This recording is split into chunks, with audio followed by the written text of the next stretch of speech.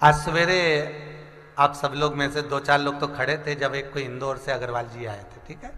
उनको कुछ तकलीफ थी तो उन्होंने कहा गुरुजी हमने ये भी करा, हमने वो भी करा, पर कुछ हमारे को फायदा नहीं हुआ, उसका कारण कुछ हो सकता है क्या? हमने कहा ये बताओ कि जितने भी उपाय करे, जो जो बताया जाता है वैसे ही वैसे करे? तो क्या बिल्कुल वैसे करे। कौन खड़ा था? आप लोगों में से कोई खड़ा था उस समय पर जब वो आए थे? तो जैसे जैसे करे वैसे वैसे, हाँ बिल्कुल वैसे की वैसे करे। हमने कहा क्या करा तुमने? तो कहा हमने बेलपत्र ली, ये करा वो करा, सब कुछ करा। बस अभी ये उनके मुख से जब निकला तो कहा हमने सब कुछ करा आपने जैसा बताया। हमने कहा ये बताओ कि जो जिस जगह का बोला था वहीं जाकर करा? तो कहा नहीं, हमने हमारे घर में जो शंकर जी का शिवलिंग है हमने सब उसी पर ही करा। देखना भाई, फिर निवेदन करूंगा आपसे, ये उसी में का हाल है जैसे काली कुतिया पानी में गिर गई, कुएं में गिर गई और बदबू मारने लगी। सारे गांव के लोग पंडित जी के पास गए, पंडित जी बताओ अपने गांव में एक ही कुआं, 7 जात का लोग पानी पिए और एक काली कुतिया उसमें गिर गई, बदबू मार रही है। पंडित जी ने कहा एक काम करो, सत्यनारायण जी की कथा करवाओ, ठीक है, यज्ञ करवाओ, ठीक है, अनुष्ठान करवाओ, सब कुछ करवाया, पर कुएं की बदबू नहीं गई। गांव के लोगों ने सोचा अपने कुएं को तो बदुआ लग गई, अब बदुआ लग गई दूसरा कुआं खोदेंगे। 15 दिन के बाद कोई संत आए, संत ने आए जैसे ही तो गांव के लोग इकट्ठे होकर सरपंच साहब के साथ गए, गुरुदेव हमारे गांव में एक ही कुआं, 7 जात का आदमी पानी पिए, उसमें काली कुतिया गिर गई, वो बदबू मार रही है। हमने सत्यनारायण जी की कथा करी, पूजन करा, यज्ञ करा, अनुष्ठान करा, कन्या भोज करा, भंडारा करा, सब कुछ करा। इतने में गुरु जी बोले ये बताओ कुएं में से कुतिया निकलवाई? बस वो ही नहीं करा, सब करा पर कुएं में से कुतिया नहीं निकलवाई। तो इतने में संत बोले कि तुम कुएं में से कुतिया निकलवा देते और कुएं का पानी उलीच देते, बाहर निकलवा देते, बाकी का पानी साफ हो जाता। बस हम सब कुछ करें पर कुएं में से कुतिया नहीं निकाल पाए। अगर कुतिया निकाल देते तो बदबू मारना बंद कर देती। बस इतनी सी बात थी। हम करते तो सब कुछ है महाराज, पर जैसा बताया जाता है वैसा नहीं। अब आज वो माता जी बोल के गई हमसे बहुत गलती हो गई, इसीलिए शायद फिर निवेदन करो।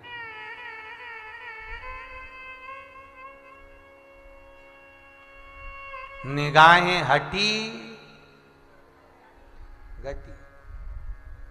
शिव महापुराण जब भी सुनने बैठो बहुत सावधानी से सुनो, कोई गलती ना हो, और अगर गलती हो रही है तो उसको समझो, दूसरी बार सुनकर समझो कि हमने गलती क्या करी जो काम नहीं हुआ, उसको समझना है हमें।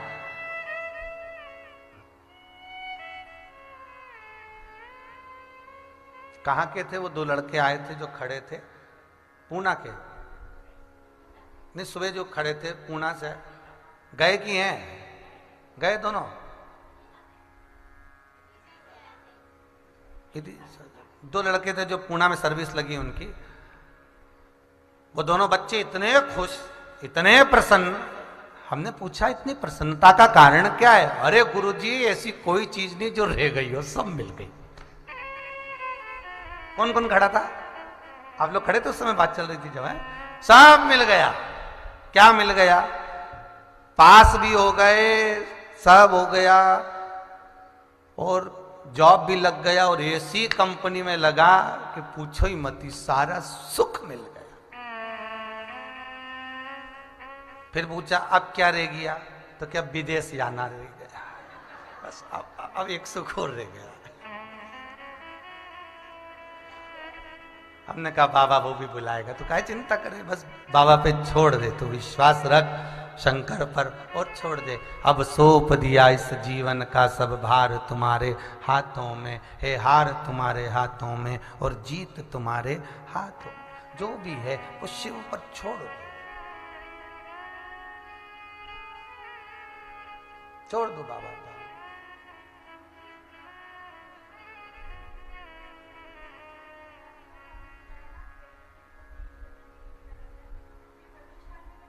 प्रदोष काल में। शिवरात्रि के दिन तो कभी भी कर सकते हो, बेलपत्री जो समर्पित करना है शिवरात्रि के दिन कभी भी किसी भी समय पर कर सकते हो।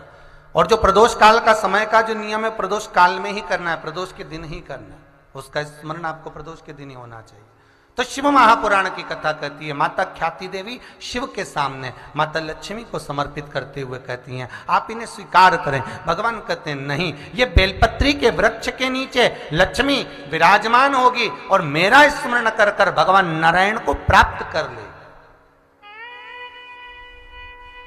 केवल पार्वती जी शिवलिंग का निर्माण कर रही हो और शंकर को पा रही हो, स्वयं लक्ष्मी ने भी शंकर जी की शिवलिंग का निर्माण कर कर भगवान विष्णु को प्राप्त करा था। और ध्यान देना, हम शंकर भगवान के शिवलिंग का निर्माण कर कर लक्ष्मी को प्राप्त कर सकते हैं, वैभव को प्राप्त कर सकते हैं, सत्ता को प्राप्त कर सकते हैं। ऐसा कोई सुख नहीं जो मनुष्य प्राप्त ना कर सके, ऐसा कोई सुख नहीं महाराज जो मिले ना। बस निवेदन वही है कि मेरे भोले बाबा को अनाड़ी मत समझो, मेरे भोले बाबा को अनाड़ी मत समझो।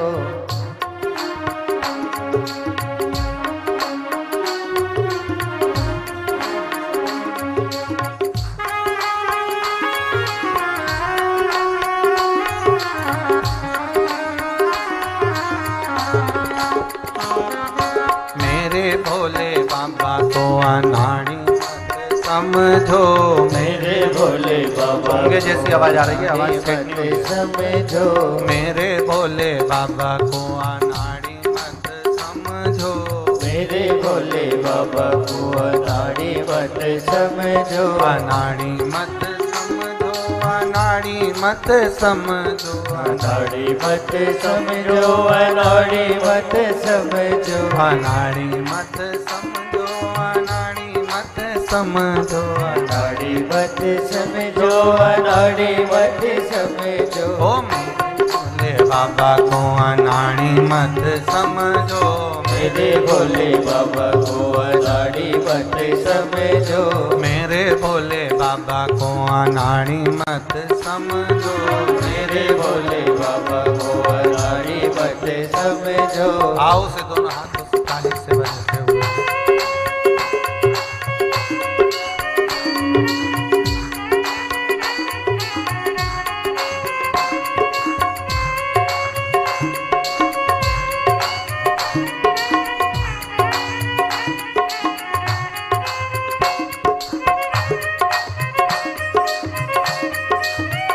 राधे राधे राधे राधे राधे राधे।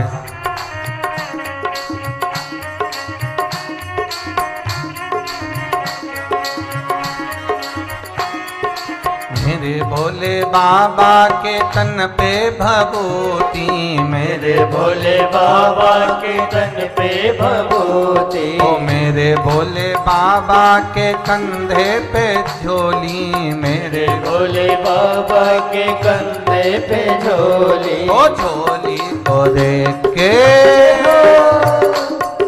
झोली को देख के भिखारी मत समझो, झोली को देख के भिखारी मत समझो। ओ झोली को देख के भिखारी मत समझो, झोली को देख के भिखारी मत समझो। ओ मेरे भोले बाबा को अनाड़ी समझो, मेरे भोले बाबा को अनाड़ी मत समझो। अनाड़ी मत समझो, अनाड़ी मत समझो, अनाड़ी मत समझो, अनाड़ी मत समझो। अनाड़ी मत समझो, अनाड़ी मत समझो, अनाड़ी मत समझो, अनाड़ी मत समझो। ओ मेरे भोले बाबा को अनाड़ी मत समझो, मेरे भोले बाबा को अनाड़ी मत समझो। राधे राधे राधे।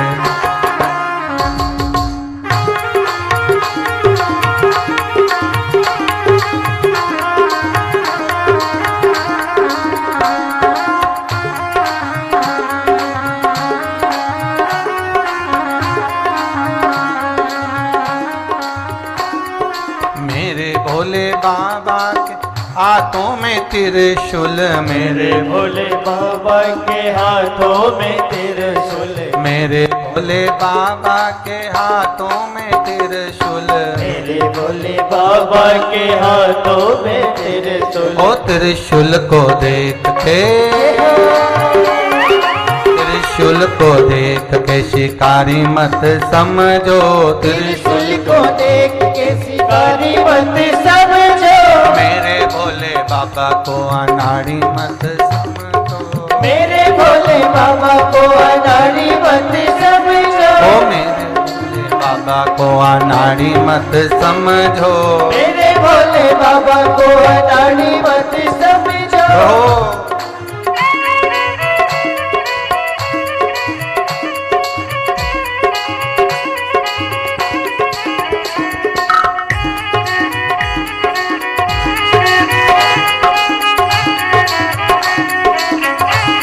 हर भोले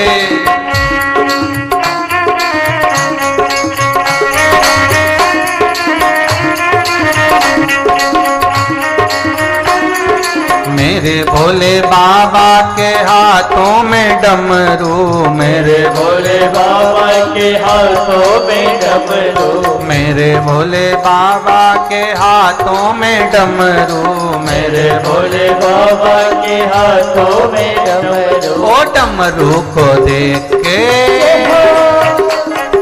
डमरू को देख के मदारी मत समझो, डमरू को देख के मदारी मत समझो, मेरे भोले बाबा को अनाड़ी मत समझो, मेरे भोले बाबा को अनाड़ी मत समझो, ओ मेरे शंभू बाबा को अनाड़ी मत समझो, मेरे शंभू बाबा को अनाड़ी मत समझो। हर हर महादेव हर।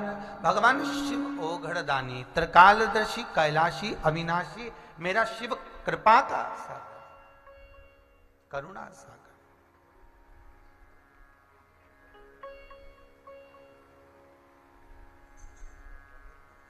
लक्ष्मी बेलपत्र में जाकर विराजमान, शिव महापुराण की कथा कहती है जैसे नारद जी के मन में अहंकार आ गया था काम को जीत कर,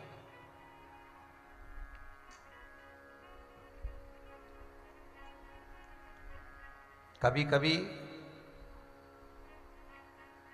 मनुष्य को भजन का, कीर्तन का, स्मरण का, पूजन का, पाठ का, मंत्र जाप का भी अभिमत्ता आ जाती है, अभिमान आ जाता है। एक बात ध्यान रखिएगा जरा, अपने स्मरण चित्त में उतार कर रखिएगा।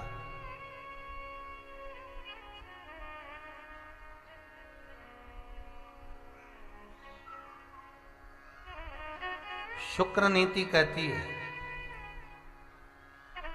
शुक्राचार्य जी की नीति कहती है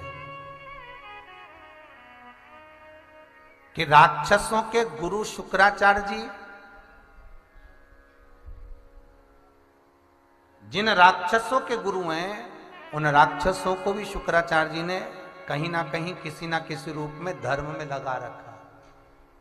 अब जरा विचार करना कि शुक्राचार्य जी के जितने शिष्य थे, जितने भी असुर राक्षस थे, वो सब के गुरु शुक्राचार्य जी हैं, और गुरु शुक्राचार्य जी इन राक्षसों को भी भगवान का भजन करवा देते थे कभी कभी।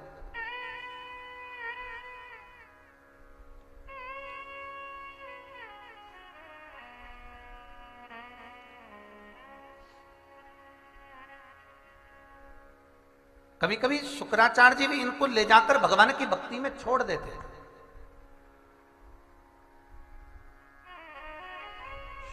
शुक्राचार्य जी की जो नीतियां हैं, शुक्र नीति जो कहती है, वो ये वर्णन करती है कि हमारे भजन का, हमारी काया का, हमारे वैभव का, हमारी गादी का, हमारी कुर्सी का, हमारी सत्ता का अभिमान, एक दिन जिस व्यक्ति को जिस चीज का अभिमान रहता है, वही चीज उस व्यक्ति को उस जगह से नीचे गिरा देती है।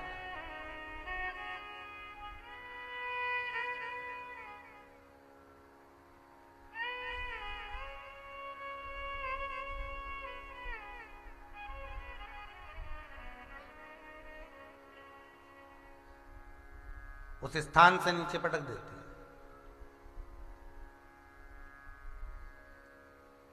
इससे पहले जो हनुमत कथा हुई थी उसमें कहा था कि आप भगवान को कुछ देना चाहते हो तो अपने भीतर का अहंकार दे दो, क्योंकि दुनिया में कोई चीज आपकी नहीं है केवल अहंकार के सिवा। घर किसका? दूसरे का। जमीन, जायदाद, धन, वैभव, सत्ता, पैसा, दौलत, जितना भी तुमने बनाया ये सब दूसरे से बनाया। ये शरीर भी दूसरे का है, माता ने जन्म दिया है, माता पिता के द्वारा निर्मित है। पर इस शरीर के अंदर जो अभिमान है वो किसी दूसरे का नहीं, अपना खुद का है।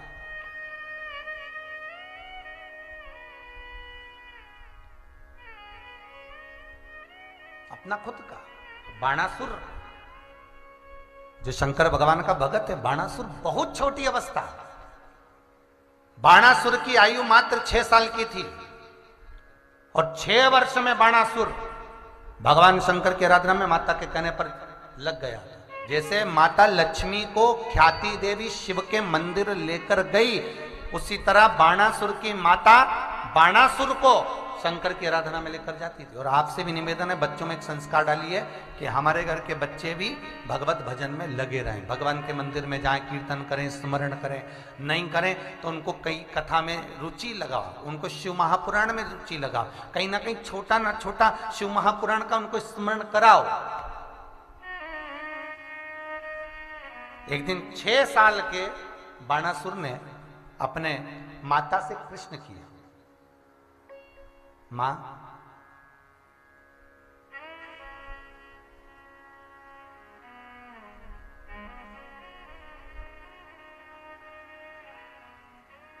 इस संसार सागर में सबसे प्रबल देव कौन सा है? माता से प्रश्न किया। तो माता के मुख से निकल गया, पिता का मान बढ़ाने के लिए, सम्मान बढ़ाने के लिए, कि अगर कोई पूज्य है, कोई देवों में भी देव आधिपत्य रखता है तो वो तेरा पिता ही हो सकता है। एक शुक्रताल की कथा में जब हरडिया परिवार ने कथा करवाई तो उसमें एक बात कही थी कि कभी भी माता को अपने पति के लिए अपने बच्चों से यह नहीं कहना चाहिए कि तेरे पिता ऐसे, या पिता को कभी अपने बच्चों के सामने अपनी माता के लिए शब्द आड़े तिड़े नहीं कहना चाहिए। क्यों? जब बुढ़ापा आएगा कोई दूसरे आकर खड़े नहीं होंगे, बेटे बेटी सब अपनी जगह पर चले जाएंगे। केवल एक बुढ़ापे में जब व्यक्ति कुर्सी से भी उतर जाता है, सत्ता से भी चले जाता है, जब तक सत्ता रहेगी तब तक तो दूसरे भी तुम्हारे चरण छूने के लिए आएंगे, तुमसे वैभव पाने के लिए आएंगे, धन लेने के लिए आएंगे। जब तक वो कहते ना कि जब तक जवानी है, जब तक युवान अवस्था है, तो कई तुम्हारे पास में आ जाएंगे। जब वृद्ध अवस्था आएगी, कुर्सी उतर जाएगी, सत्ता उतर जाएगी, सत्ता चली जाएगी, तब कोई दूसरा नहीं, ना बेटे, ना बहुएं, ना बेटियां, ना दामाद। केवल अगर साथ देंगे तो वही बूढ़ा और बूढ़ी जो डोकरा और डोकरी हैं, बस वही एक दूसरे की सुन लेंगे, कह लेंगे, बोल लेंगे और एक दूसरे को निभा लेंगे, कोई दूसरा नहीं।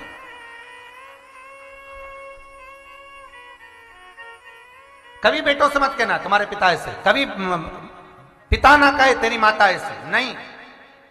बच्चों के सामने और माता पिता की सत्ता का एक स्थिरता लाकर रखो। तेरे पिता जैसा दुनिया में कोई नहीं होगा। बाणासुर की माता कहती है कि सारे देवता एक तरफ और तेरा पिता एक तरफ।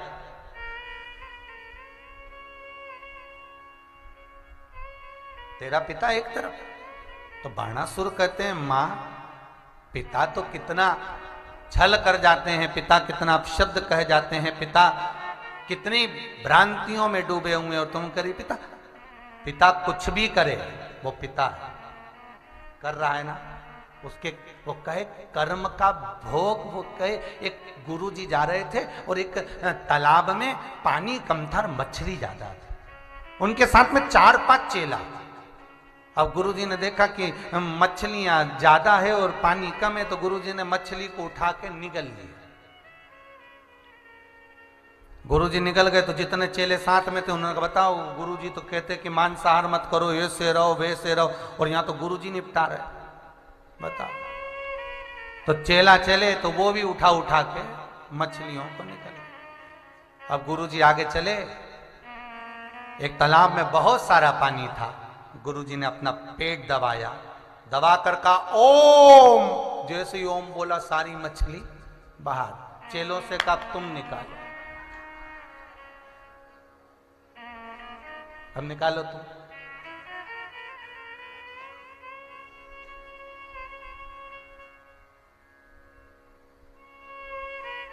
कितना सुंदर लिखा है कि गुरु कहे वो करो, गुरु करे वो कभी ना करो।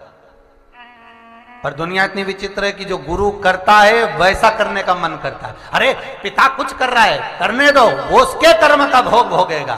गुरु की करनी गुरु भरेगा और चेला की करनी चेला। उड़ जाएगा हंस अकेला। कर्म का भोग मनुष्य करेगा, अपने अनुकूल करेगा। फिर निवेदन करूंगा, तुम जो कमा रहे हो उसका भोग तुम्हारा पूरा परिवार करेगा, पत्नी बच्चे कुटुंब कबीला। तुम जो कमा कमा कर ला रहे हो उसका भोग सब करेंगे, पर किस तरह से कमाया है उसका भोग तुझे अकेले करना है। शमशान तक सब साथ, उसके बाद तो अकेला, कोई दूसरा नहीं तेरे साथ। फिर रोएगा, यमराज से कहेगा मैंने तो परिवार के लिए झूठ बोला था, कपट करा था, इतना कमाया था। यमराज थोड़ा सा तू ले ले, पर मुझे नरक में मत थे। यमराज बोले चले कि एक दो और दूं? चल।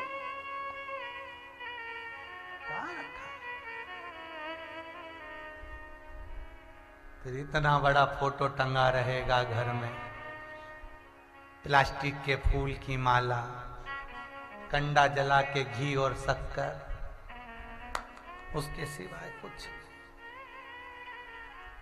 और कौन याद करेगा?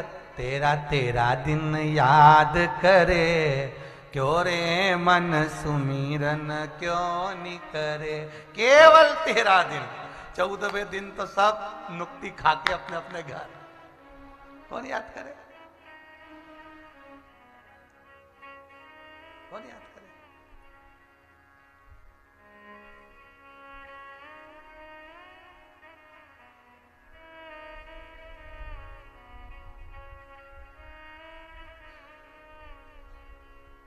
जन्म जन्म से भटक रहा है, लख 84 को काट रहा है। सुमिरन क्यों नहीं करे, क्यों रे नर सुमिरन क्यों नहीं करे। आड़ी टेढ़ी बात करे, बोलो मन सुमिरन क्यों नहीं करे।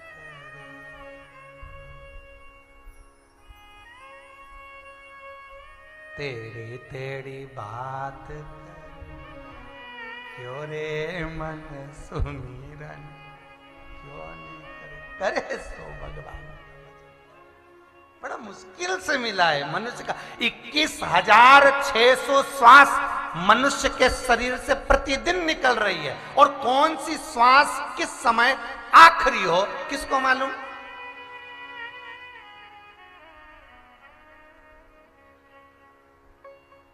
अंतिम श्वास कौन सी है मालूम ही नहीं पड़ेगा।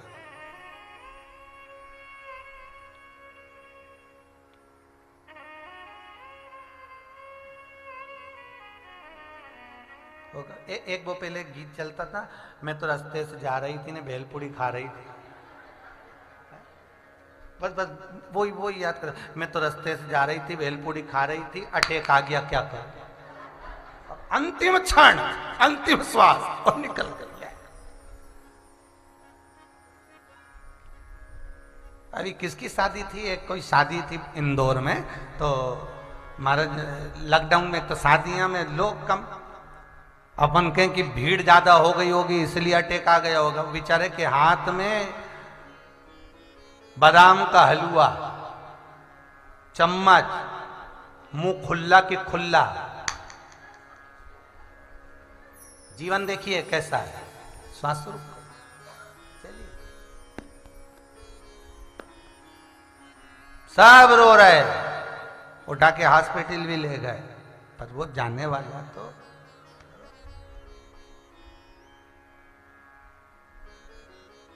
अब कोई के की छाती दबाओ, कोई के पानी छीटो।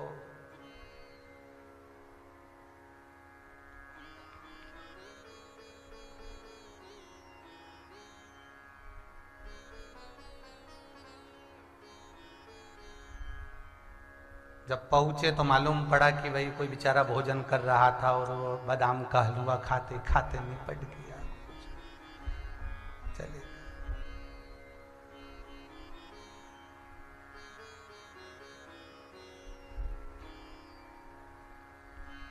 हमने कहा अब क्या हो, अब तो धूप में बादाम का हलवा धरो, क्या रखा। गया, बस एक पानी के बुलबुले की तरह जीवन है मनुष्य का।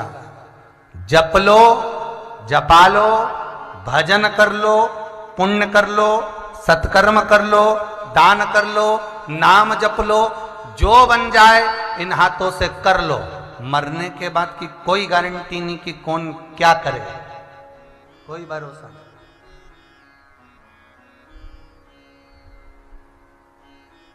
आपको है भरोसा?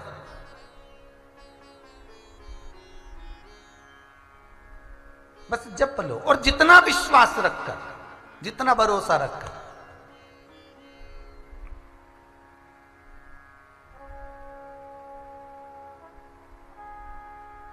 भरोसा रखकर जितना जितना ये हरदा वाले शराब जी आए हुए हैं।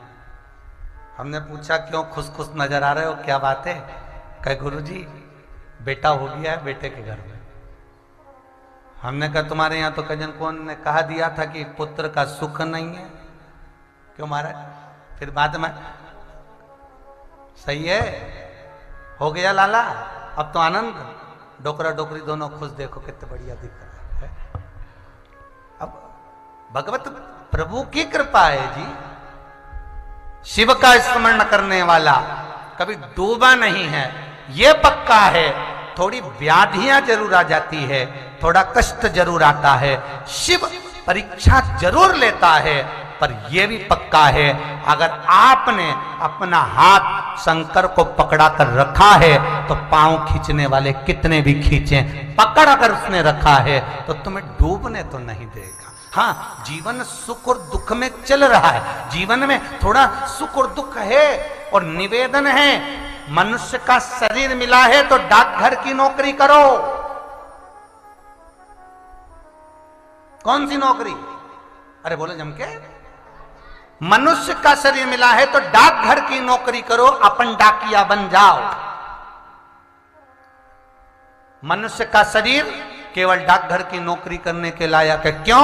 क्योंकि डाकघर वाला जो डाकिया होता है, डाक देने वाला होता है, उसके बैग में शादी की पत्रिका भी रहती है, उसके बैग में शोक पत्रिका भी रहती है, उसके बैग में खुशी की पत्रिका भी रहती है, तो उसके बैग में दुख की पत्रिका भी रहती है, उसके बैग में जन्म की पत्रिका भी रहती है कि किसी का जन्मदिन होने वाला है, उसके बैग में मरण की पत्रिका भी होती है कि कोई मर गया है, तो शोक पत्र भी है। डाक देने वाले के बैग में हर तरह की पत्रिका रखी होती है। और ईमानदारी से बोलो, डाक देने वाले को कभी लगता है कि मुझे खुशी होगी, लड्डू मिलेगा, पत्रिका मैंने शादी वाली दी है? नहीं, उसको कभी लगा कि मैंने दुख वाली पत्रिका दी तो मुझे दुख होगा। डाक देने वाले को ना तो सुख से मतलब होता है ना दुख से मतलब होता है, उसे तो केवल पत्रिका देना है। उसी तरह मनुष्य का जो शरीर मिला है, इस शरीर के अंतर्गत सुख की पत्रिका भी है तो दुख की पत्रिका भी है। बस हमें याद रखना है कि हमें डाकघर जैसी नौकरी करना है कि पत्रिका देते जाना है, अपना कर्म करते जाना है, और सुख दुख के भान में हमें नहीं पड़ना, हमें नहीं ज्ञात होना, हमें तो नौकरी अच्छी करना, बस करे। कभी सुख की पत्रिका आएगी तो वो भी बांटना पड़ेगा, कभी दुख की पत्रिका आएगी तो वो भी बांटना पड़ेगा। बांटना अपने को है, इसलिए अपन को भान नहीं होना चाहिए।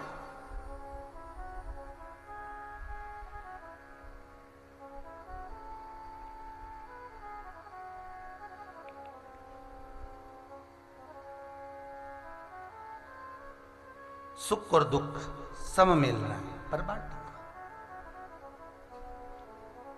बाणासुर ने अपनी माता से कहा कि ये संसार सागर में सारे देवों में मैं किसकी आराधना करूं कि पिता की कर ले। पिता, हाँ, पिता का मान बढ़ाया है, सम्मान। आपसे भी निवेदन है, जितने लोग कथा सुन रहे हैं टीवी चैनल के माध्यम से, जितने लोग कथा सुन रहे हैं फेसबुक यूट्यूब के माध्यम से, अपने माता पिता का मान, माता को चाहिए कि पिता का मान बढ़ाए और पिता को चाहिए कि माता का मान बढ़ाए। माता पिता के सम्मान में, एक दूसरे के सम्मान में कभी कमी मत आना, कभी कमी ना।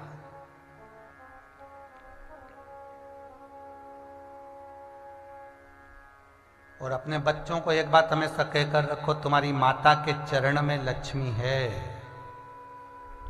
और माता अपने पुत्रों को कहती रहे तुम्हारे पिता के चरण में लक्ष्मी है। इनका आदर करते रहोगे तो घर में लक्ष्मी टिकी रहेगी। जिस दिन इनका आदर करना बंद करा तो तुम भी गए।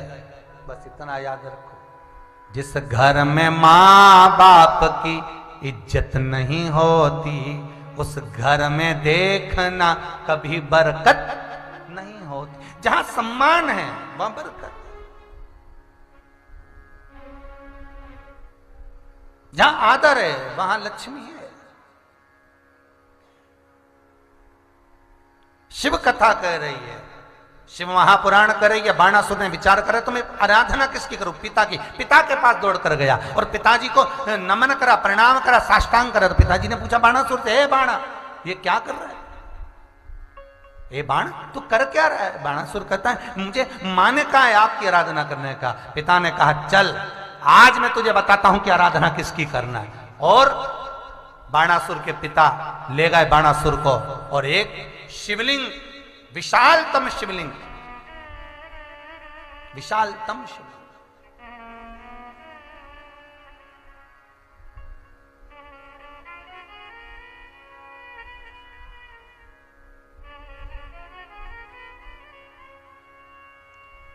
मथुर चित्रकूट से 14 किलोमीटर की दूरी पर है, जहां पर बाणासुर के पिता ने बाणासुर को साधना में लगाया था। आज भी वो मंदिर है। चित्रकूट से 14 किलोमीटर की दूरी पर, 14 किलोमीटर की दूरी पर, जहां पर साधना में लगाया है, आराधना में लगाया है, जहां साधना में लगे हैं बाणासुर। बाणासुर के पिता ने कहा, ये शिव की आराधना करो, शंकर की आराधना करो। मां कहती है आपकी आराधना, पिता कहते नहीं शिव की आराधना करो। तो कहा शिव की आराधना करूं मैं, मुझे क्या मिलेगा? तू जो चाहे वो तुझे मिलेगा। तो बाणासुर ने कहा, पिताजी सब कुछ तो आपके पास में रखा है, आप मुझे देंगे तो मैं आपकी आराधना करता हूं। बाणासुर के पिता ने कहा, मैं भी जब दूंगा जब शिव कृपा करेगा। शंकर के 2 भगत में एक लंकाधिपति रावण और एक बाणासुर ऐसे थे जो शिव की आराधना में 24 घंटे डूबे रहते थे।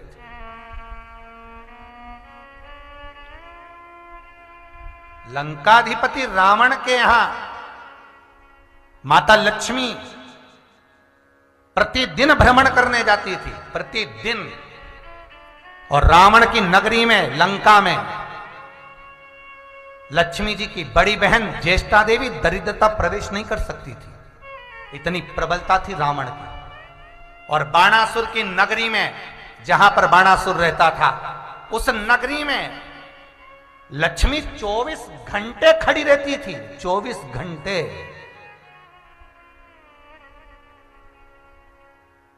देखिए शिव भक्तों की लीला देखिए। रावण भी शिव भक्त है, उसके द्वार पर लक्ष्मी खड़ी हुई है कि आज्ञा हो मैं उसका भंडार भर दूं। बाणासुर की यहां लक्ष्मी खड़ी हुई है, तुम कहो मैं उसके घर में प्रवेश कर जाऊं, मैं उसके घर में प्रवेश कर, आप कहो मैं वहां चली जाती। लिंग पुराण कहती है, नर्मदा पुराण कहती है, शिव महापुराण कहती है, स्कंद पुराण कहती है कि शंकर की आराधना करने वाले के दरवाजे पर लक्ष्मी सदा खड़ी रहती है, द्वार पर लक्ष्मी हमेशा खड़ी है।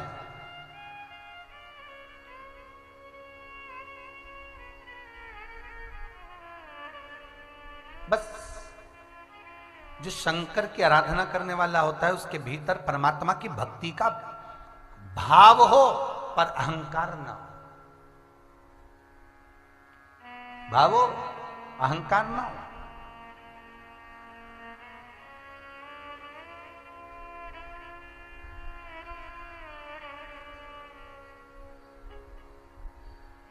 शंकर भगवान आज मौन थे। पार्वती जी ने पूछा, इतने सारे भगत लोग तुम्हें पुकार रहे हैं, तुम कुछ बोलते क्यों नहीं हो? भोलेनाथ जी नेत्र बंद करके बैठे। पार्वती जी को चिंता लगी, लक्ष्मी जी के पास गई। लक्ष्मी जी से कहा, मुझे भगवान विष्णु से मिलना है। कहाँ ना रहे, क्या काम है? मेरे पति मुझसे बात नहीं कर रहे, कुछ मुंह से आवाज नहीं निकाल रहे। क्या पता क्या चिंता लग गई उनको। लक्ष्मी जी बोली, क्या बताऊं, नारायण को मैं जगह जगह के रह गई, नारायण ही नहीं जाग रहा, मेरी बात वो नहीं सुन रहा है। चलो ब्रह्मा जी के पास चलते हैं। पार्वती लक्ष्मी ब्रह्मा जी के पास गई। ब्रह्माणी ने पूछा, क्या हुआ? हम दोनों के पति हमसे बात नहीं कर रहे, मौन होकर बैठे, आंखें नहीं खोल रहे। ब्रह्माणी बोले, मैं तो कुछ चिंता में डूबी हूं, मेरे को ही नहीं देख रहा है। ये भी मौन है, चिंता में डूबे हुए हैं। क्या हो गया? तीनों के पास में नारद जी आ गए। नारद जी ने पूछा, हुआ क्या ये तो बताओ। हमारे तीनों के पति ब्रह्मा विष्णु महेश मौन हो गए, कुछ बोलते नहीं। उनके नयन से बस नयन बंद है और अश्रु टपक रहे हैं लगातार। देवगुरु बृहस्पति जी के पास गए। बृहस्पति जी ने पूछा, क्या बात है? बस हमारे तीनों के पति बोलते नहीं है, मौन है, नयनों से अश्रु बह रहे हैं, कुछ बोल नहीं रहे, शब्द नहीं निकल रहे, बहुत चिंता व्याप्त। गुरु बाबा ने कहा, नारद जी, तीनों देवताओं को कुछ भी नहीं हुआ है, केवल कलयुग प्रवेश कर रहा है, तो उस कलयुग के लिए भगवान चिंता में डूबकर रो रहे हैं, आंसू बहा रहे हैं। तो तीनों देवियों ने पूछा, तो कलयुग तो अपना क्रम करेगा ना, कलयुग तो आ ही रहा है।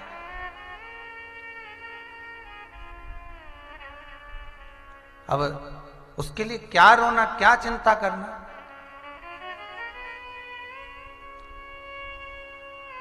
गुरुदेव बोले, नारद जी, इन तीनों देवियों को पृथ्वी पर भेज दो।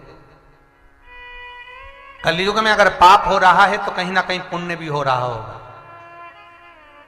अगर दिन भर 24 घंटे में से अगर किसी ने एक क्षण का भी कोई पुण्य करा है, उस पुण्य के बल पर तीनों ब्रह्मा विष्णु महेश अपने नेत्र खोल सकते हैं। जा देखो कोई पुण्य कर रहा है क्या। लक्ष्मी, पार्वती, सरस्वती तीनों गई, नारद जी को भी ले गई। अच्छे अच्छे कपड़े पहनकर तीनों नीचे गई। तो एक जगह पे प्रवचन चल रहा था, कोई महाराज जी बैठे थे, खूब बढ़िया कथा वथा कह रहे थे, खूब सत्संग चल रहा था। लक्ष्मी जी ने सोचा चलो यहां पर पुण्य हो रहा होगा। जब वहां पर जाकर देखा तो वहां भी पापी हो रहा था। कुछ लोभ भरा हुआ था, कुछ काम भरा हुआ था, कुछ आसक्तियां भरी हुई थी, कुछ तृष्णाएं भरी हुई थी।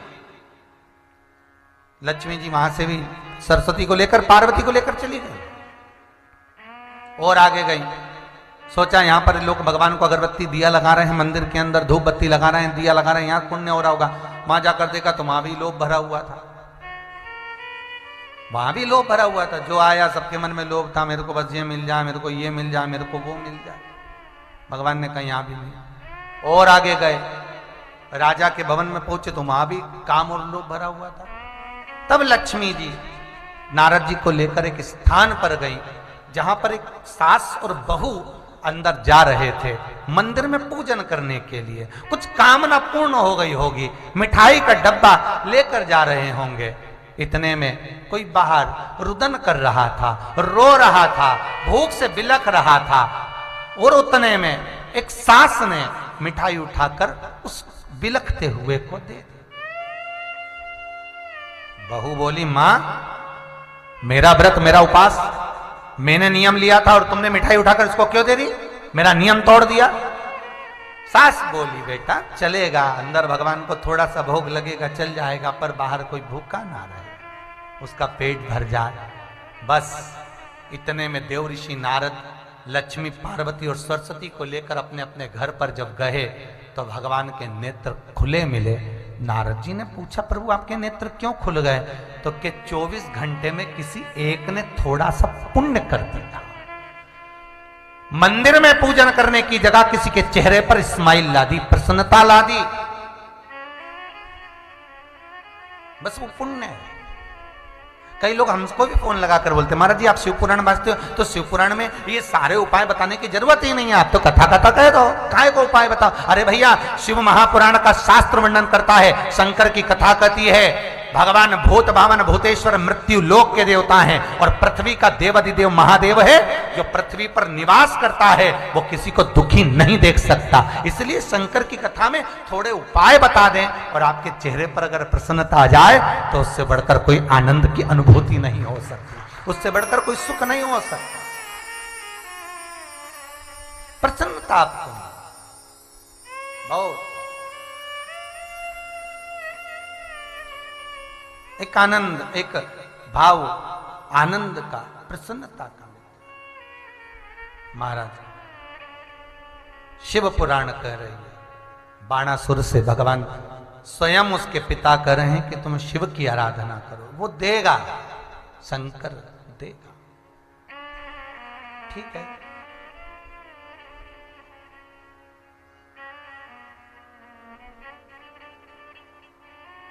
लग गए शिव आराधना में। 6 वर्ष की अवस्था से बाणासुर शंकर की आराधना में लगा था। महाराज रावण संहिता कहती है कि लंकाधिपति रावण 9 वर्ष की अवस्था में शिव की आराधना में लगा था।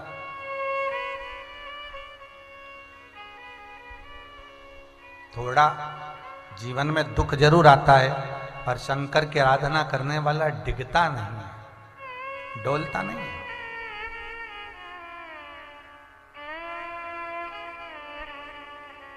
ये दोनों रावण और बाणासुर, ये दोनों ऐसे थे, इन्होंने वर मांगा था भगवान से, भोलेनाथ जी से कहा था जब हमारे प्राण छूटे आप सामने होना चाहिए, सम्मुख। रावण के जब प्राण छूटे थे तो ऊपर शंकर और पार्वती खड़े मिले थे।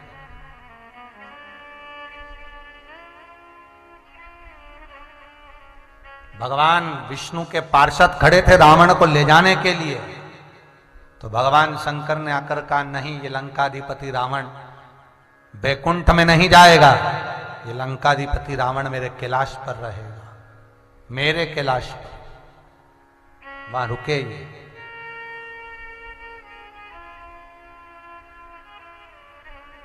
शिव की आराधना करिए, शंकर का अनुमोदन करें।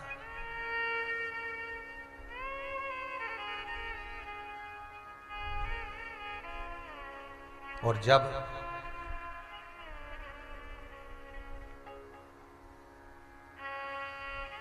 एक जीव साधारण से भाव से भी शिव की आराधना करता है तो शंकर उसके इर्द गिर्द, उसके आसपास में ही रहता।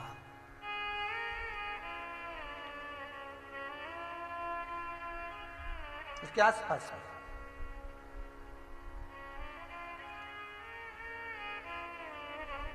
तो कहे ना, तेरा जादू ना चलेगा मेरे ओ भोले, तेरा जादू ना चलेगा मेरे ओ भोले, काहे काटे मेरी गलियों के तू फेरे, काहे काटे मेरी गलियों के,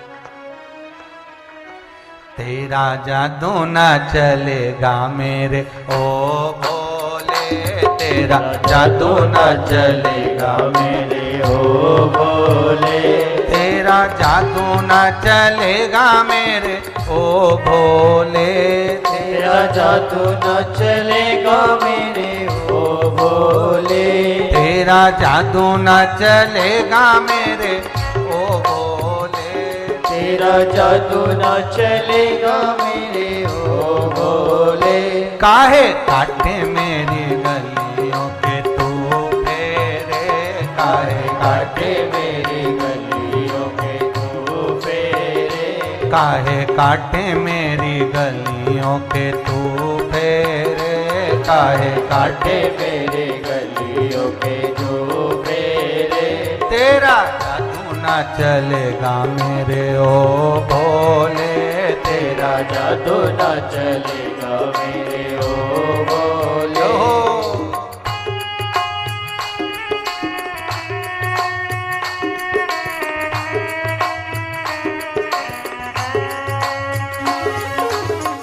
भाव ताली से बजते राधे ओहो।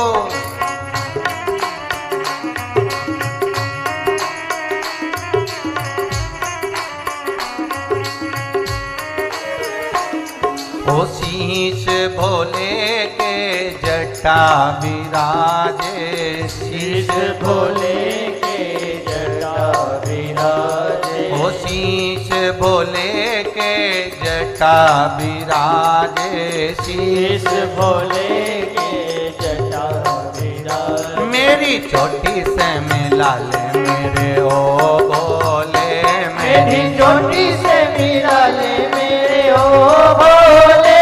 तेरा जादू न चलेगा मेरे ओ भोले, तेरा जादू न चलेगा राधे मेरे ओ भोले। मेरा जादू न चलेगा मेरे ओ भोले, तेरा जादू न चलेगा मेरे ओ भोले।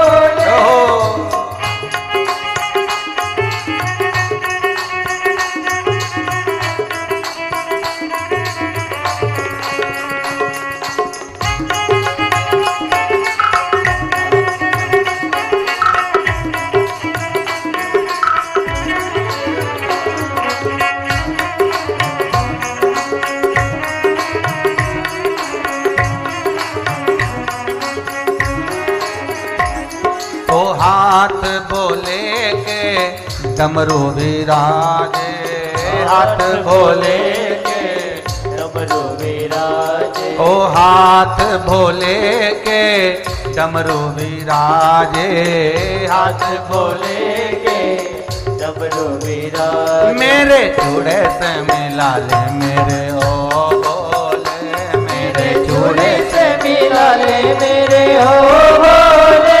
तेरा जादू न चलेगा मेरे ओ भोले, तेरा जादू न चलेगा मेरे ओ भोले। तेरा जादू न चलेगा मेरे ओ भोले, तेरा जादू न चलेगा मेरे ओ भोले।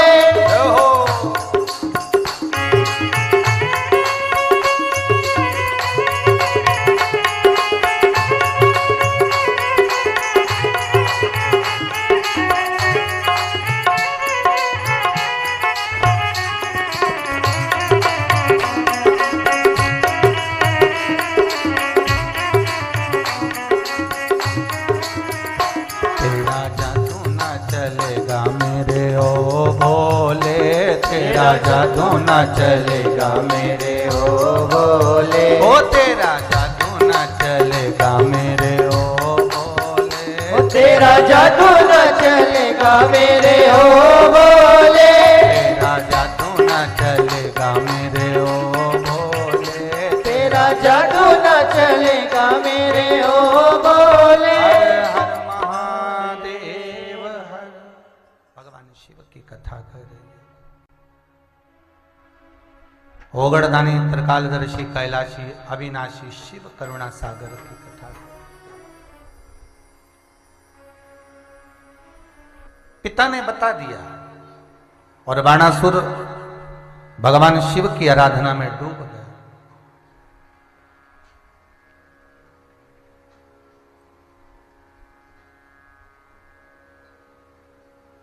भगवान शंकर की आराधना में बाणासुर लग गए।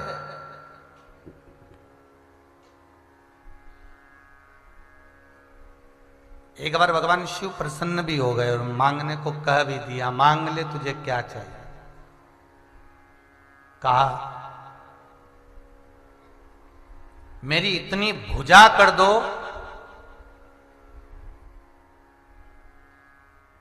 कि मेरी कहीं हार ना हो, मैं हर जगह जीतूं ही, बस इतनी भुजाएं मेरी दे दीजिए, इतनी भुजाएं मुझे प्रदान कर दीजिए।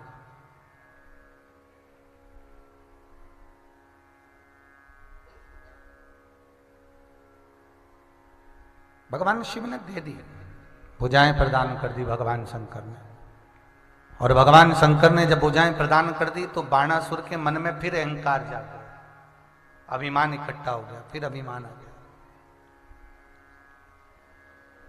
और अभिमान एकत्रित हुआ तो भगवान शिव के पास ही जाकर कह रहा है, भोलेनाथ जी आपने भुजाएं दे दी, खूब अच्छे हाथ दे दिए और मैंने जगत में विजय भी प्राप्त कर ली, पर मेरा निवेदन केवल इतना सा है कि अब मुझसे कोई लड़ने ही नहीं आता है, दिक्कत वहां इकट्ठी हो गई। अब भगवान ने जब हाथ नहीं थे दे दिए, अब कह रहा है कि हाथ ऐसे दे दिए कि अब मेरी विजय तो हो गई, पर अब मुझे लड़ने के लिए कोई नहीं मिल रहा। फिर वही कल वाली बात आ गई, भगवान देता है तो छप्पर फाड़ कर देता है, और भगवान जब लेता है तो तन का कपड़ा भी फाड़ लेता है। भगवान दे भी रहा है और ले भी रहा है।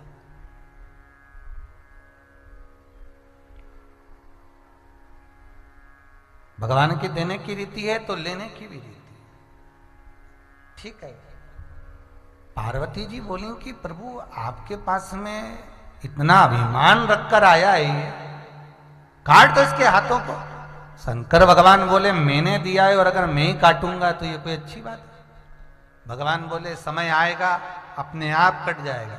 फिर निवेदन है, जिस व्यक्ति को जिस चीज का अभिमान रहता है, समय आने पर वो अपने आप छीन ली जाती है।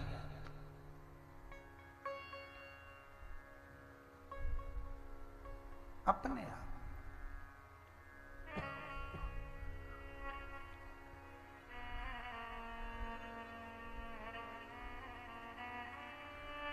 काया का अभिमान करोगे, काया चली जाएगी। धन का अभिमान करोगे, धन चला जाएगा। वैभव और सत्ता का अभिमान करोगे, वैभव और सत्ता समाप्त हो। जिस चीज का आपको अभिमान है, जिस चीज का आपको अभिमत्ता है, वो समाप्त हो गया।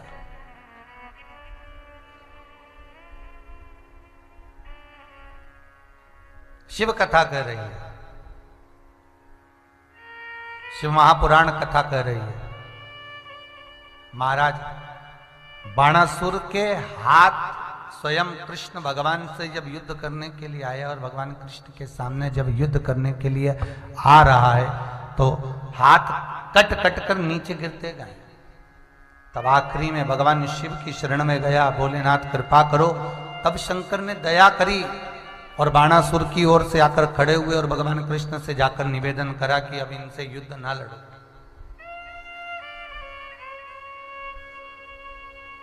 अभिमान जब चला गया तब तक तो सब कुछ ही समाप्त हो गया। शिव कथा कह रही है।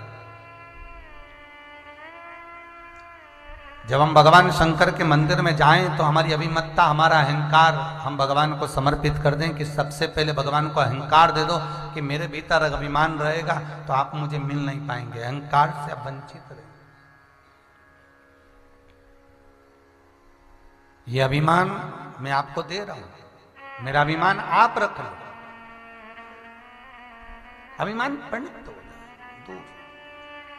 शिव पुराण कहती है, भगवान शंकर की कथा कहती है कि बाणासुर अभिमान समर्पित नहीं कर पाया, इसलिए सब कुछ पा गया। सारा वैभव, सत्ता, राजसी ठाट, वैभव, लक्ष्मी, संपदा सब कुछ था उसके पास में, पर अभिमान के कारण उसने सब समाप्त कर लिया। लंकाधिपति रावण के पास में किस चीज की कमी थी? लंकाधिपति रावण के पास में क्या कमी है? सब कुछ है, सारा वैभव, सारी सत्ता, धन, वैभव सब कुछ है, पर अभिमान बार बार उसके मुख से निकलता था, मैं लंकेश, मेरे इस महल में सारे ग्रह बंधे हुए हैं, सारे नवग्रह रतन सब वहीं पर बंधे हुए मेला वो अभिमान। अहंकार में 3 गए, धन, वैभव और वंश। ना मानो तो देख लो रावण, कौरव और कंस। ये तीनों अहंकार में चले गए। धन भी गया, वैभव भी गया और वंश भी गया। रावण भी गया, कौरव भी गया और कंस भी गया। अहंकार रखकर हम भगवान को नहीं पा सकते।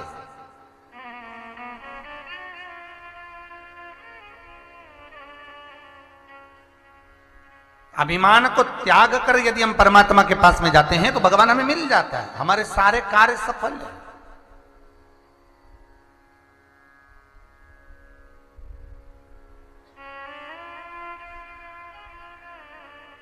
शिव को पाना सरल है, भक्ति सरल है।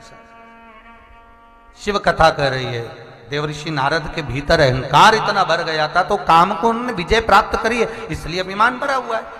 काम को जीता इसलिए अहंकार भरा हुआ उनके भीतर। यही कारण तो था जो भगवान विष्णु के दरवाजे पर जाकर कहते हैं कि हे नारायण, जिस शंकर ने कामदेव को नहीं जीता उसको मैंने जीता है। भगवान विष्णु जान गए कि आज ये शिव की निंदा कर रहे हैं, शंकर की निंदा कर रहे हैं, और जो शिव की निंदा करे, शंकर की निंदा करे तो वो मेरा हो नहीं सकता, वो मेरा नहीं हो सकता।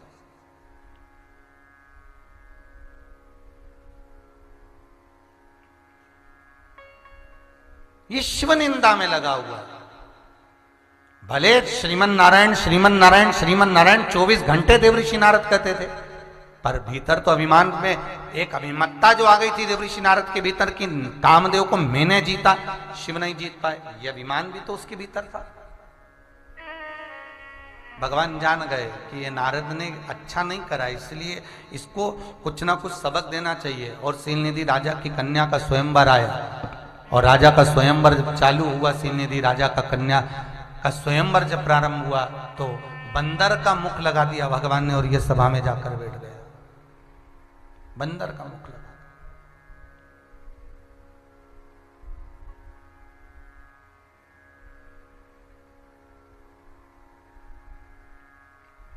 जब बंदर का मुख लगा, सभा में जाकर जब बैठे और चारों तरफ लोग उन पर हंसे, तब देवऋषि नारद को लगा कि जरा जाकर सरोवर में देखूं कि मेरा मुख काय का, तो मालूम पड़ा कि बंदर का मुख लगा हुआ।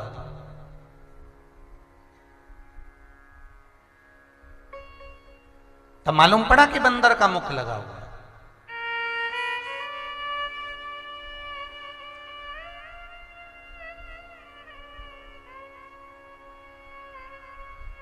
पूछ लिया ये कारण क्या है। कहा बस एक ही कारण है कि आपने शिव की निंदा करी है। पहले की कथा में कहा है आपको, शंकर की निंदा करने वाला, शंकर की निंदा सुनने वाला, ये दोनों महापापियों की गिनती में आते हैं। इनको पशु की योनि मिलती है। देवऋषि नारद ने शिव की निंदा करी थी, इसलिए उनको बंदर का मुख लगा था, और भगवान विष्णु ने शंकर की निंदा सुनी थी, इसलिए घोड़े का मुंह लगा था। हयग्रीव अवतार हुआ था भगवान, हयग्रीवा को मारने, केवल एक निंदा के बल पर। एक व्यक्ति रोज निंदा कर भी दे और प्रतिदिन अगर बोल भी दे, निंदा का शब्द उसके मुख से निकल रहा है, आपको मालूम है कि ये आएगी और निंदा करेगी, ये आएगा और चुगली करेगा, तो आपसे निवेदन है वो आए तो उससे पहले उसको कह दो कि मैं किसी की बुराई नहीं सुन सकता, मैं किसी की निंदा नहीं सुन सकता, मैं बस इतना जरूर कर सकता हूं, आप बैठो भजन करो, कीर्तन करो, नाम जाप करो या अपना काम करो, पर निंदा के शब्द में नहीं सुन पाऊंगा, निंदा का संबोधन नहीं।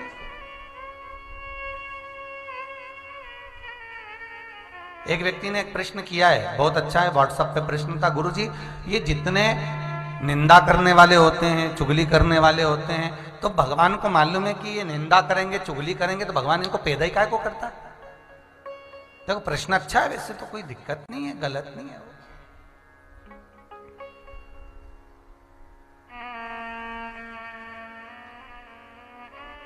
जब भगवान को मालूम है कि निंदा करेगा, चुगली करेगा, बुराई करेगा, तो फिर इसको पैदा ही क्यों भगवान ने करा? इसको पैदा ही नहीं करना था।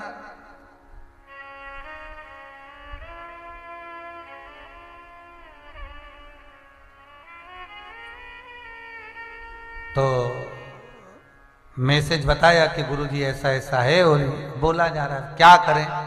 तो जो बहन जी ने प्रश्न किया है, अगर कथा सुन रही हो तो अच्छे से सुन लेना हो। भगवान को मालूम है कि ये निंदा करेगा, भगवान को मालूम है कि ये चुगली करेगा, भगवान को मालूम है कि ये बुराई करेगा। भगवान ने इसको पैदा इसलिए करा क्योंकि हो सकता है जिसकी निंदा करेगा उसको ना जाने कितने रोग होने वाले होंगे, कितनी बीमारियां होने वाली होगी, कितना दुख उसको आने वाला होगा। पर ये निंदा कर कर, चुगली कर कर, बुराई कर कर, कपट कर, इसके लिए बोल कर ये उसका आधा रोग, आदि बीमारी सब समाप्त कर देगा।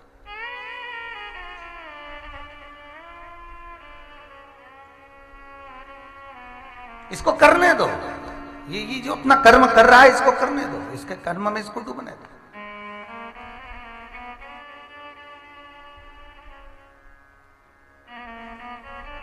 गंगा के घाट पर दोनों जाते हैं हरिद्वार में। अभी कुंभ के मेले में ढेर सारे मिलेंगे हो। पहले हम भी गए एक बार, हरिद्वार में कथा थी, बहुत बहुत है। गंगा के घाट पर दोनों जाते हैं। एक व्यक्ति जाता है तो पुण्य करने के लिए जाता है, गंगा नहाएगा, खूब आनंद में स्नान करेगा, दान करेगा, पुण्य करेगा, सत्कर्म करेगा। और एक व्यक्ति गंगा नहाने जाता है तो तकतका लगा के बैठता है, ये कपड़े रखे। समझ गए क्या? बड़ी जल्दी समझ जाते हो। इसने कपड़े रखे, उतारे, सामान रखा, बैग रखा और ये लेके गया। अब देखिए, एक व्यक्ति जो गंगा नहा रहा है, जो गंगा का स्नान कर रहा है, एक व्यक्ति जो गंगा में डुबकी लगा रहा है, उसके पूर्वजों को भगवान कंधा ठोक कर कह रहे, पीठ ठोक कर कह रहे, वाह वाह वाह, तेरे कुल में कोई एक ऐसा हुआ जो कि गंगा नहा रहा है और सारी पीढ़ी को तार दे रहा है। और एक जिसने चोरी करी, भगवान उसके भी पूर्वजों के पास गए, उसका भी कंधा ठोक के बोले, देख तेरी औलाद को, देख तेरे कुल में एक ऐसा पैदा हुआ जिसने चोरी करने के लिए कहीं दूसरी जगह चले जाता, गांव नगर शहर में चले जाता, पर चोरी करने की जगह भी मिली तो तीर्थ, और तीर्थ में भी जगह मिली तो गंगा का घाट। तो भगवान उसका भी कंधा ठोक के कह रहे, वारे चोटे के दादा, गजब।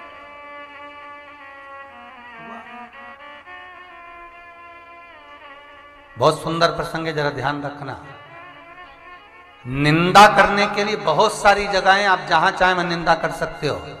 पर शिव महापुराण की कथा कहती है कि शंकर के मंदिर में बैठकर, शंकर की कथा में बैठकर, शंकर के स्मरण में बैठकर, किसी शिव धाम में पहुंचकर जब व्यक्ति किसी की निंदा करता है तो भगवान शंकर कहते हैं ये महापापियों की गिनती में आ जाता है, फिर इसको मैं भी नहीं तार सकता, मैं भी इसका उद्धार नहीं कर सकता, मैं इसको साध नहीं सकता, ये महापापियों की गिनती में।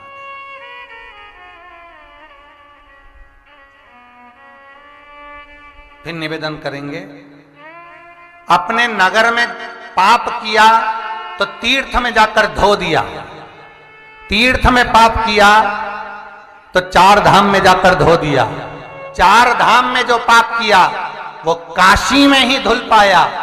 पर शिव महापुराण का एक लेख कहता है, जो शंकर के मंदिर में बैठकर कपट कर जाता है, झूठ बोल जाता है, असत्य बोल जाता है, निंदा कर जाता है, वो फिर कहीं जाकर धुलता ही नहीं,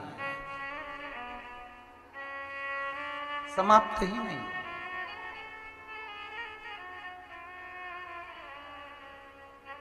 फिर वो समाप्त नहीं होता।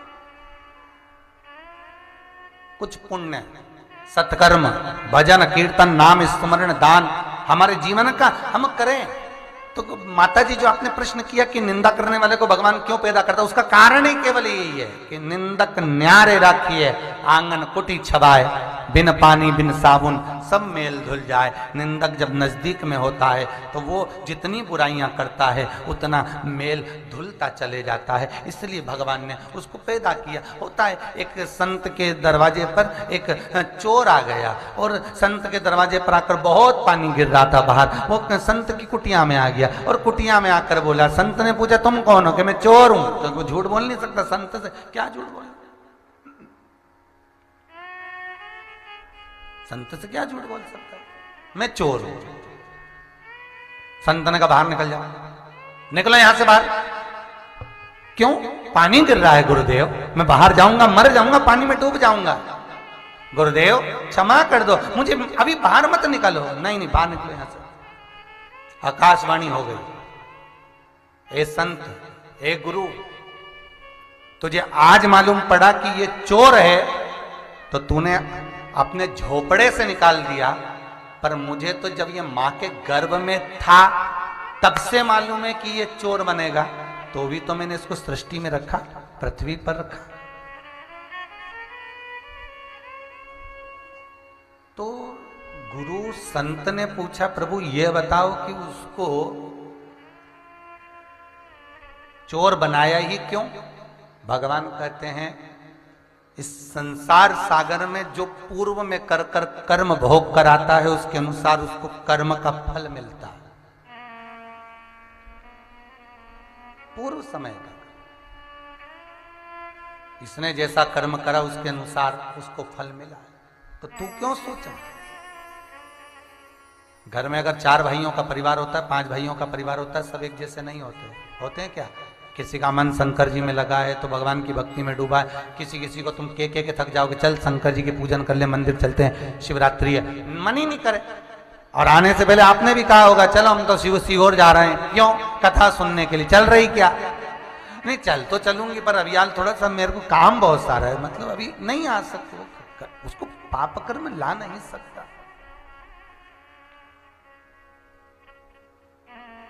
यहां तक पहुंचा नहीं सकता। नहीं जाना मुझे, छोड़ दिया। शिव कथा कह रही है, शंकर की कथा, शिव का स्मरण, शंकर का अनुमोदन कर रहा है। कामदेव को जीतने के बाद में बंदर का मुख देवऋषि नारद को लगा और देवऋषि नारद क्षमा की याचना करे, तब जाकर चंद्रभागा नदी के तट पर देवऋषि नारद ने साधना करी, शिव का दर्शन पाया, तब जाकर मन में संतोष आया कि अब ये शंकर का मुझे दर्शन मिल गया है, शिव का मुझे स्मरण मिल गया है, तो शंकर का दर्शन कर कर मुझे सुख का अनुभव हो गया, अब मैं भटकूंगा नहीं।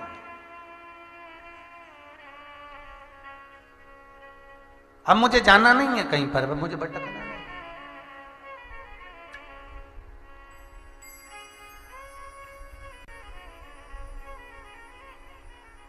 महाराज आगे चरित्र आया शिव महापुराण में। ब्रह्मा जी ने सृष्टि की रचना करी और उस सृष्टि की रचना करने में ब्रह्मदेव ने मनु और शत्रुपा को प्रकट किया। बार बार जब संसार सागर में दुख समाहित होता है तो शिव से पूछा जाता है कि इस सृष्टि की रचना कैसे करी जाए। निवेदन है, जब व्यक्ति कहीं फंस गया हो, डूब गया हो, कष्ट भी बहुत आ गया हो, तो निवेदन है एक बार घर के जो बुजुर्ग हैं, घर के जो बड़े हैं, उनके पास बैठकर एक बार समाधान जरूर करना, एक बार बात जरूर करना। घर के बुजुर्गों के पास बैठकर, घर के बड़ों के पास बैठकर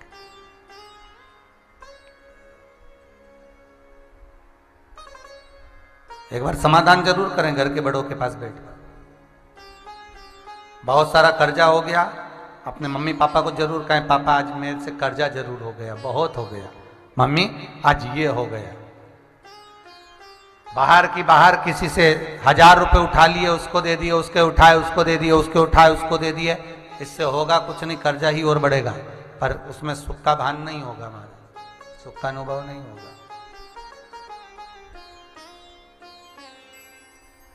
पर एक बार घर के बुजुर्ग को, घर के जो बड़े हैं उनसे कहो, और वही बात कर रहे हैं, जब जीवन में दुख आए, तकलीफ आए, कष्ट आए, तो घर का जो बुजुर्ग है, घर का जो बड़ा है, इस मृत्यु लोक का देव आदिदेव जो महादेव है, उससे और घर के बड़ों से अपने दिल की बात जरूर जाकर कहो कि मुझे ये तकलीफ है, मुझे ये दुख है। शिव कथा कह रही है, मंथन का समय था, और जब मंथन चालू हुआ, समुद्र का मंथन होना था, उसमें से अमृत प्राप्त करना था, तो मंथन करने के लिए देवता राक्षस तो मिल गए, सबने राजी भी हो गए कि मंथन करेंगे। पर विचार करा गया कि सुमेरु पर्वत को उठाकर समुद्र के अंदर रख भी दिया, शेषनाग की नेति भी बना ली और मंथन चालू भी कर दिया, पर मान लो जैसे ही सुमेरु पर्वत को समुद्र के अंदर रखा, रखते से वो सुमेरु पर्वत वापस डूबने लगा, पानी में डूब रहा, वो सुमेरु वापस पानी में जाने लगा।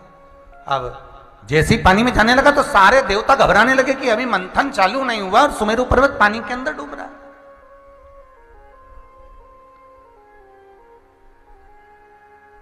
अब करा क्या करें?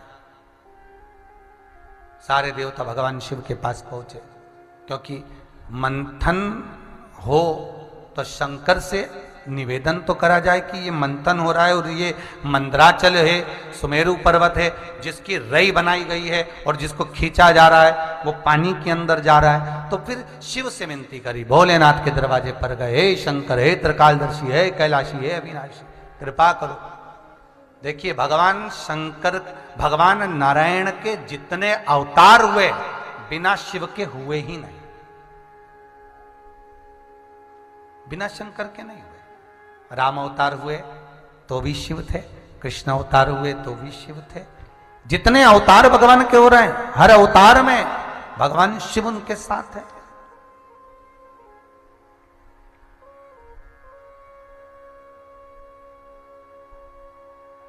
हर अवतार में भगवान शिव। फिर निवेदन करा देवताओं ने, भोलेनाथ, त्रिकालदर्शी, कैलाशी, अविनाशी, कृपा करिए, निवेदन किया।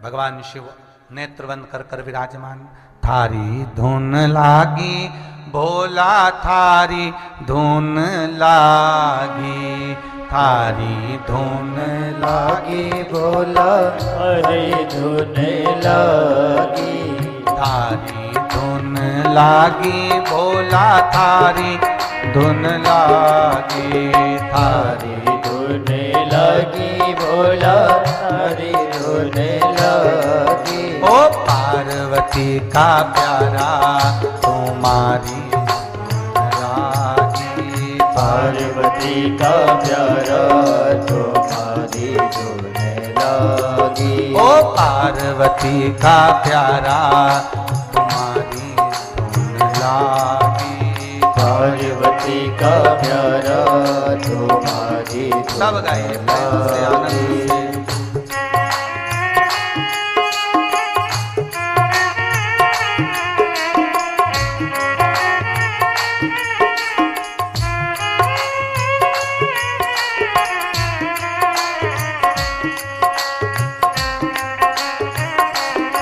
ताली से बजे भाव से।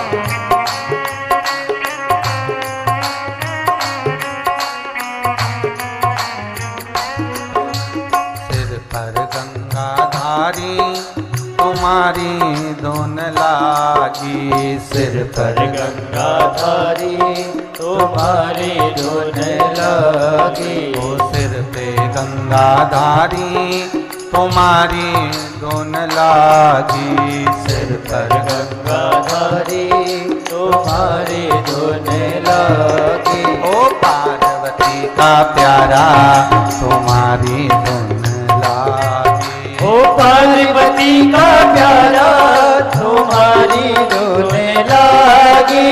पार्वती का प्यारा तुम्हारी धुन लागी, ओ पार्वती का प्यारा तुम्हारी धुन लागी।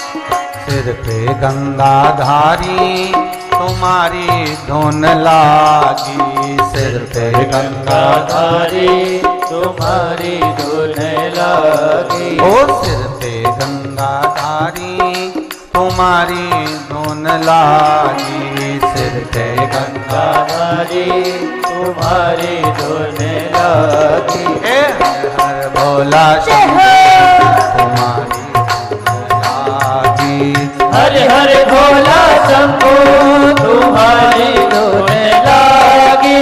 हर हर भोला शंभो तुम्हारी धुन लागी, हर हर भोला शंभो तुम्हारी धुन लागी।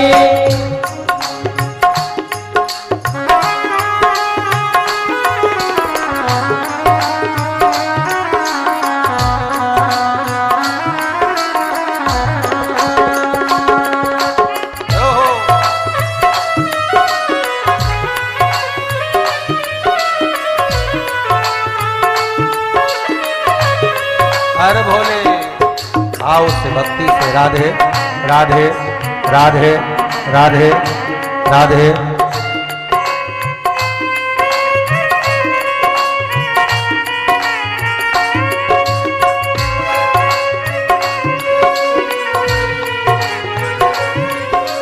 पार्वती का प्यारा तुम्हारी धुन लागी, पार्वती का प्यारा तुम्हारी धुन लागी। ओ पार्वती का प्यारा तुम्हारी धुन लागी, पार्वती का प्यारा तुम्हारी धुन लागी। ओ हर हर भोला शंभो तुम्हारी धुन लागी, हर हर भोला शंभो तुम्हारी धुन लागी। हर हर भोला शंभो तुम्हारी धुन लागी, हर हर भोला शंभो तुम्हारी धुन लागी। हे हर हर भोला शंभो तुम्हारी धुन लागी, हर हर भोला शंभो तुम्हारी धुन लागी। हर हर महादेव।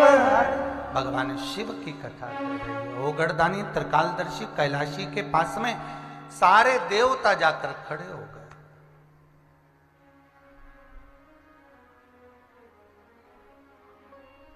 सभी ने विनय करा, निवेदन करा, हे भूत भावन, हे भूतेश्वर, हे शिव, हे त्रिकालदर्शी कैलाशी अविनाशी, हे शिव कृपा कर।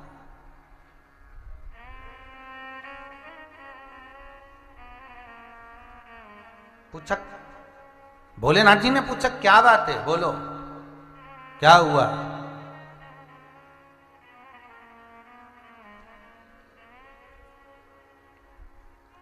क्या चाहते हो। भोलेनाथ जी जैसे ही पूछे तो देवताओं ने कहा कि हम जब समुद्र का मंथन करने के लिए जा रहे हैं, अमृत को प्राप्त करने के लिए जा रहे हैं, तो जो मंथन किया जा रहा है उस मंथन को करने में जो सुमेरु पर्वत जो मंदराचल रखा गया है वो पानी में डूब रहा है।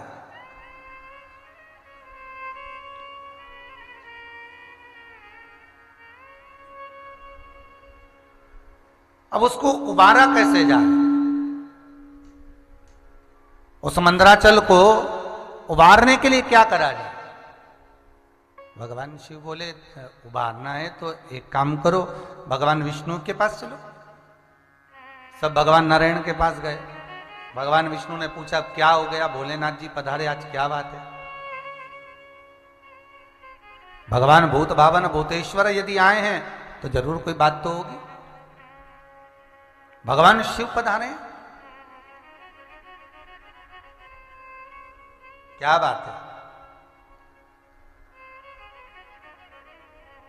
भगवान शंकर कहते हैं प्रभु निवेदन स्वीकार करिए, समुद्र में खारे पानी में या तो मछली टिक सकती है, जलचर टिक सकते हैं, कछुआ टिक सकता है, आप कच्छप अवतार धारण कर लीजिए।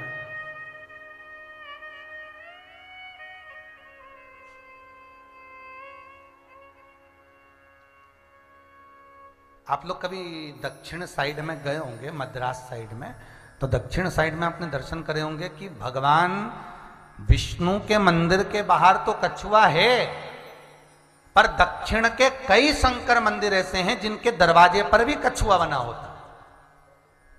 दरवाजे के बाहर नंदी के पीछे की ओर, आगे की ओर साइड में नंदी की जगह पर कछुआ मिलता।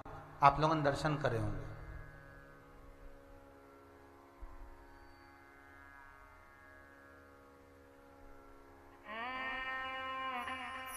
कारण क्या है?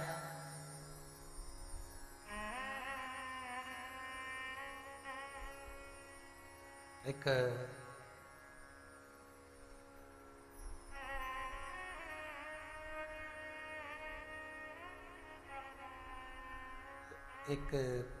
प्लेट में पानी भरा हुआ था और एक कछुआ रखा हुआ था। तो एक बार कहीं गए तो वो जजमान बोले कि गुरुजी आप पधारे, एक बार हमारे यहाँ ये पानी में हमने कछुआ पीतल का रख रखा है, इसका मुंह हम इधर करें कि इधर करें कि इधर करें कि उधर करें। हमने कहा हमने बोला था कि कछुआ धरो।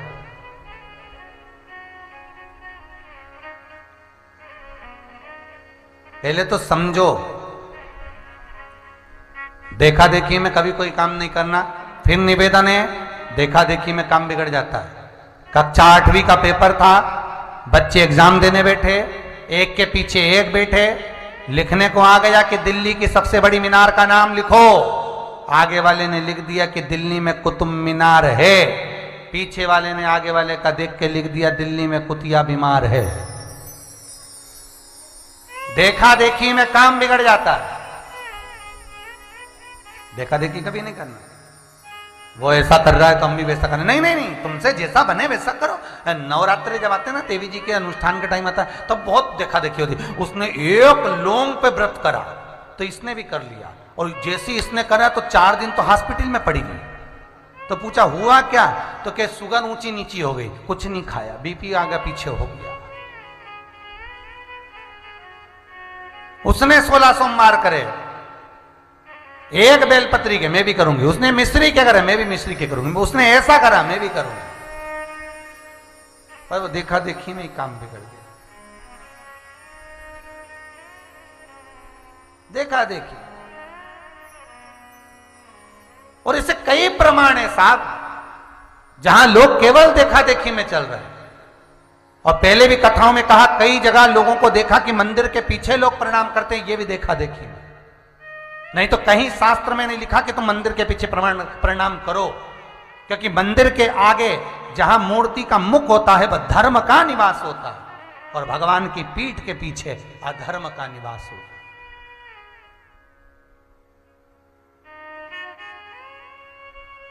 देखा देखी ना करे।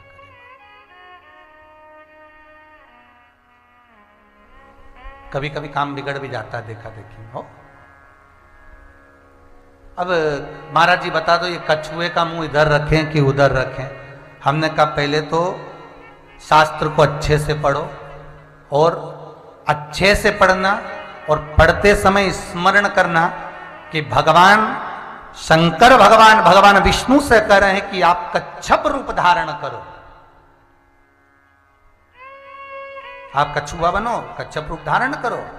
तो भगवान विष्णु कहते हैं, हे शंकर, हे त्रिकालदर्शी कैलाशी अविनाशी, हे शिव, मैं इस मंदराचल के लिए, इस सुमेरु पर्वत के लिए कच्छप का रूप धारण कर सकता हूं, पर उसमें मुझे आपका साथ चाहिए। शिव ने पूछा वो क्या? तो कहा महाराज, जैसे एक शिवलिंग की मूल बिंदु पर यह संपूर्ण ब्रह्मांड टिका हुआ है, उसी तरह आप मेरी पीठ पर स्वतः शिव विराजित रहे। स्वतः शिव। और जब स्वतः शिव मेरी पीठ के नजदीक में विराजमान रहेंगे तो मुझे उम्मीद है कि मेरी पीठ पर जब मद्राचल रखाएगा, सुमेरु रखाएगा, तो मैं दबूंगा नहीं, टूटूंगा नहीं, बिखरूंगा नहीं। एक बात हमेशा याद रखिए, पहले भी कही, आज फिर कह रहे हैं कि घर में जो शिवलिंग होता है वो पोला नहीं होना चाहिए। बस इतना इतना भान रखिए आप। घर की जो मूर्ति हो, भगवान जो घर में विराज रहे हो, वो पोले ना हो, अंदर से खोखले नहीं होना चाहिए। उसमें ठोसता होना चाहिए, उसमें कुछ ठोसपन होना चाहिए, वो पोले ना हो।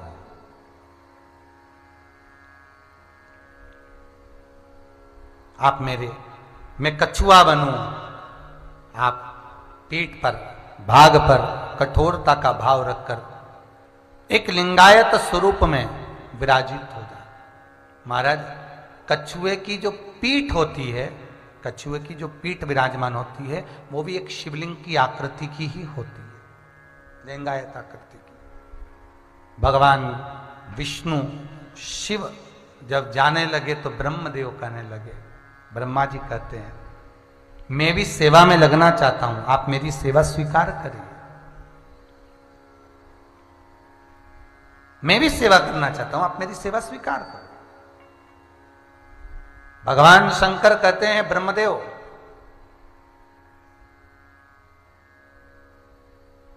जहां पर भगवान विष्णु के चरणार बिंद हो कछुए के,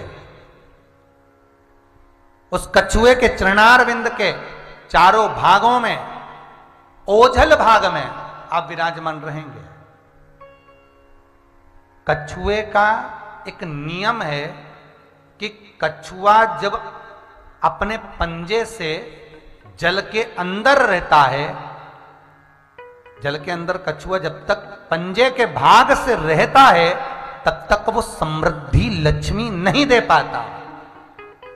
ब्रह्मदेव पंजे के रूप में जब अंदर सिकुड़ जाते हैं, तब कछुआ जब भूमि भाग पर आता है, तब वो समृद्धि प्रदान कर देता।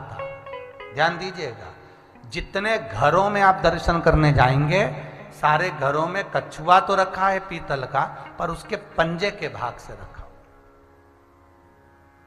कौन से भाग से रखा है? और ऐसा नहीं है कि आप जितने बैठे हो ना, आपके भी कई घरों में मिलेगा पीतल का कछुआ, कांसे का कछुआ, पानी में रखा हुआ, पूजन वाली जगह पर श्री यंत्र का बना हुआ, तो वो पंजे भाग से रखा हुआ। स्कंद पुराण, शिव पुराण, विष्णु पुराण, लिंग पुराण वर्णन करती है, जब मध्यस्थ भाग कछुए का जल में डूबा रहे, चरण अंदर रहे, तब लक्ष्मी कछुए के भाग को स्थिर कर लेती। कछुए के भाग को स्थिर कर। महाराज, अब कई लोग कहते हैं, महाराज जी हमारे यहाँ श्री यंत्र बना हुआ है कछुए पर, कैसा होता है? हमने कहा बहुत अच्छा होता है। क्या दिक्कत है उसमें? श्री यंत्र तो जहां होगा वहां कोई दुख तो देगा नहीं, तकलीफ तो देगा नहीं, आनंद प्रदान करेगा। पर हम किस यंत्र को किस जगह पर, किस स्थान पर रखें, इसका भी हमको ज्ञान होना चाहिए। हमारे पाठों का ज्ञान होना चाहिए, हम कौन सा पाठ कब करें। व्रतों का ज्ञान होना चाहिए, हम व्रत कब करें। जब मर्जी पड़ी एकादशी चालू कर दी, जब मर्जी पड़ी एकादशी का स्मरण कर लिया, जब मर्जी पड़ी एकादशी का उद्यापन कर दिया, जब मर्जी पड़ी जो व्रत कर लिया। उसका एक नियम होता है, उसका एक समय होता है। हमारे यहाँ तो पहले हिंदू धर्म में रीति थी कि माताएं पांव की बिछुड़ी और मंगलसूत्र, हाथ का चूड़ा, अगर कुछ गड़बड़ हो भी गया, उसको बदलना भी है तो मुहूर्त देखकर बदलती। अब आज के जमाने में तो जो मर्जी पड़े,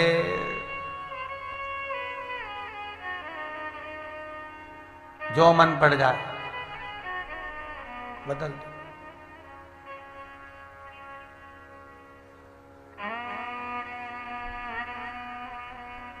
अब आज का जमाना क्या कहें, जैसे मंगल सूत्र बदल जाए, चूड़ी तुरंत बदल जाए, बिछोड़ी तुरंत बदल जाए, तो हंस और बैंड है।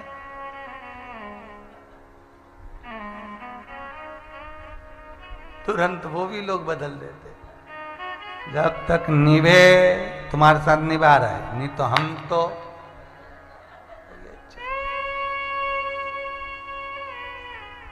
और पहले का समय था वो चोटी वाली बाई याद आए मेरे को, भला है बुरा है जैसा है मेरा पति तो मेरा देवता है।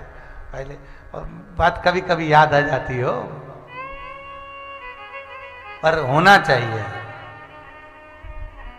पतिव्रता धर्म का पालन करने वाली नारी कभी जिंदगी में धोखा नहीं खा सकती, ये पक्का विश्वास रखना।